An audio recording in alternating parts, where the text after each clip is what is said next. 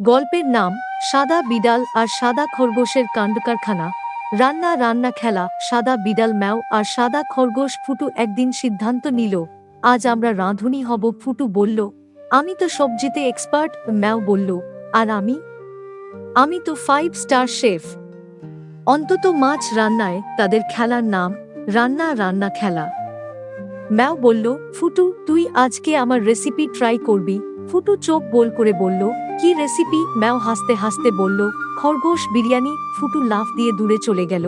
কি, আমাকে রান্না করবি? ম্যাও হেসে গড়িয়ে পড়ে বলল, আরে গাধা, খরগোশ স্টাইল বিরিয়ানি মানে গাজর, বাঁধাকপি আর ধনিয়া পাতা দিয়ে বানানো একদম নিরামিষ বিরিয়ানি। ফুটু একটু চিন্তা করে বলল, তাহলে ঠিক আছে, কিন্তু তুইও আমার রেসিপি ট্রাই করবি কিন্তু। বিড়াল ভুনা। ম্যাও এবার হকচকিয়ে বলল, কি বললি? ফুটু বলল, আরে দুষ্টু, মজা করলাম।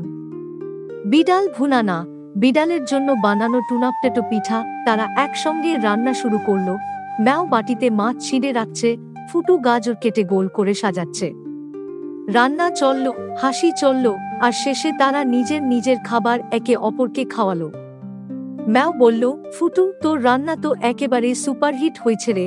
ফুটু গর্ব করে বলল, তোর টুনা পিঠাও খারাপ না, ফাটিয়ে দিয়েছিস তুই। শেষে তারা চেয়ারে বসে বলল, বন্ধুত্ব মানে কি জানিস? কেউ কাউকে খায় না, বরং একসাথে রান্না করে খায়। আর এভাবেই তাদের রান্নার কম্পিটিশন শেষ হলো।